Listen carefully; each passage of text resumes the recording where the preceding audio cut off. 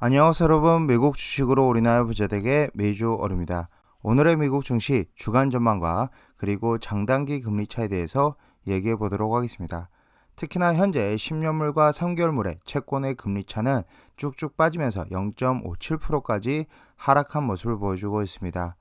세계 금융위기 시절에나 볼 수 있었던 수치까지 떨어진 모습을 보여주고 있으며, 이런 차이들은 앞으로 주식시장에 불안정한 모습을 보여줄 수 있습니다. 지난 수십 년간 장단기 금리차 역전된 이후 다시 빠르게 상승하는 시기에는 주식시장에서 큰 폭의 하락 흐름이 있었습니다.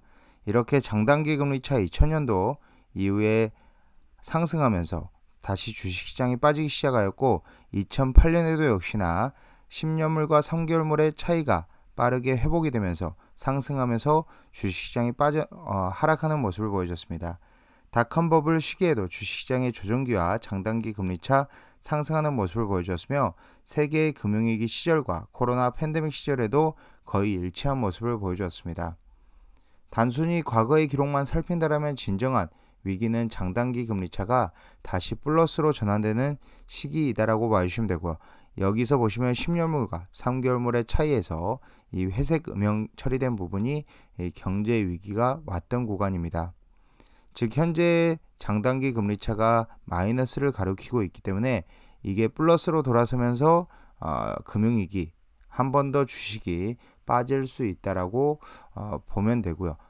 하지만 이런 것들이 과거의 통계일 뿐 정확하진 않다라고 봐주시면 됩니다.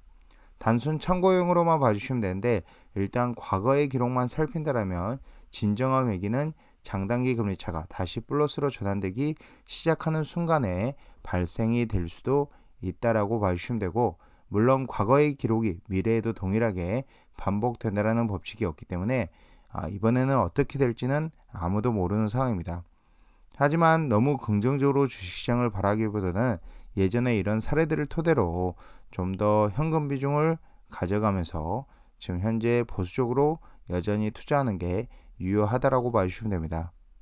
10년물과 2년물의 차이도 마찬가지입니다. 현재 10년물과 2년물의 차이도 지금 마이너스 부근에 있는데, 이렇게 10년물과 2년물의 차이, 장단기 금리차가 마이너스 영역으로 진입을 했을 때 항상 6에서 2년 사이에 경기 침체가 오면서 주식시장, 즉 현재 주식시장에 하락이 나타났기 때문에 10년물과 2년물의 차이, 그리고 10년물과 3개월물의 채권 금리 차이도 계속적으로 모니터링이 필요한 상황입니다. 그럼 다음 주 주간 전망 하나씩 보도록 하겠습니다. 다음 주에는 특별히 딱히 큰 이슈는 없으며, 11월 지금 현재 23일 11월 FOMC 회의록 공개가 있습니다. 이미 다 내용이 공개된 것이라 크게 이슈될 만한 사항들은 없고, 그리고 11월 21일 월요일에 독일의 10월 생산자 물가지수 발표가 있을 예정입니다. 이전 전월비 수치를 보면은 2.3%에서 지금 현재 예상이 전월 대비 1.1%로 여전히 올라가는 모습을 보여줄 것으로 보이고 있으며, 유럽의 경기 침체는 좀 더 확실시 되어가고 있는 상황이다라고 봐주시면 됩니다. 특히나 이제 11월 20일 화요일에 바이두와 장 종료 후 오토데스크와 HP의 실적 발표가 있으며, 수요일에는 디어의 실적 발표가 있습니다. 그리고 11월 24일, 25일 미국의 추수감사절로 인해서 11월 24일 미국 장은 휴장을 하며, 11월 25일 금요일에는 미국이 오후 1시에 종료가 되며 조기 종료가 됩니다.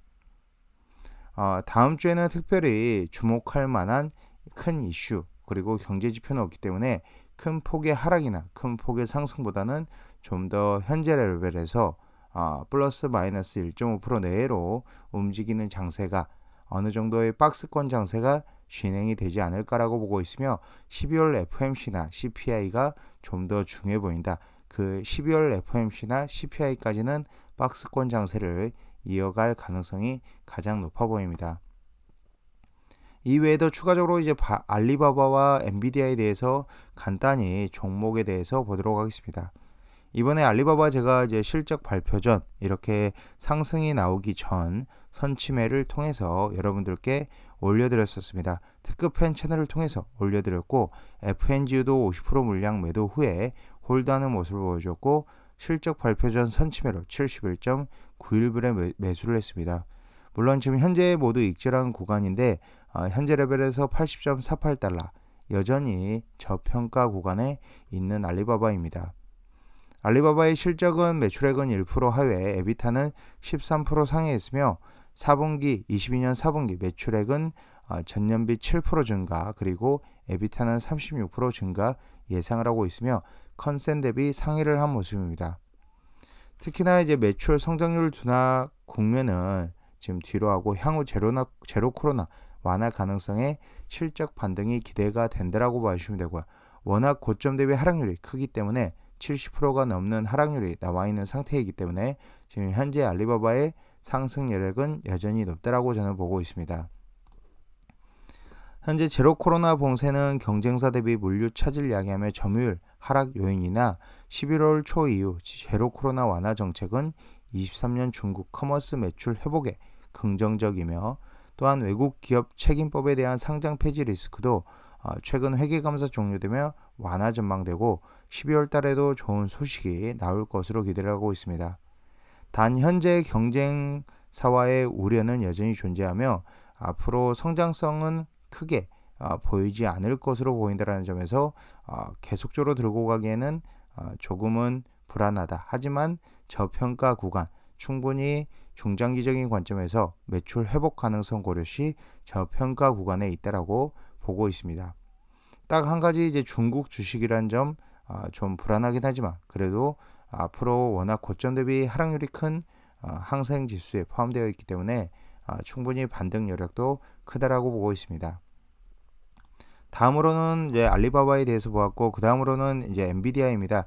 엔비디아 마찬가지로 지금 현재 고점 대비 하락률이 마이너스 55.53%로 충분히 많이 떨어져 있는 상황이고, 하지만 단기적인 관점에서 본다면 미중 반도체 이슈가 좀 영향을 미칠 수는 있지만 이번 실적 발표에서 큰 영향이 없는 것을 확인을 시켜주었습니다. 실적 발표 후에 잠깐 반응하는 모습을 보여줬으면 다시 밀리는 모습을 보여주면서 지금 현재 120일선을 터치를 하고 있는 모습입니다.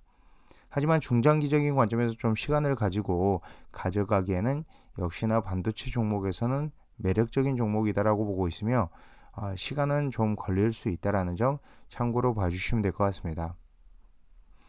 여전히 이제 알리바바와 엔비디아 둘 다 저는 좋은 종목이라고 생각하고 중장기적인 관점에서는 충분히 매수할 만하다라고 보고 있으며, 하지만 앞서서 얘기 드렸듯이 10년물과 3개월물의 차이, 지금 현재 채권 금리의 차이인 장단기 금리 차는 계속적으로 모니터링을 하면서 어느 시점에 이 마이너스 구간에 있는 장단기 금리 차가 플러스로 돌아서는지 미리미리 확인을 하는 게 중요해 보입니다.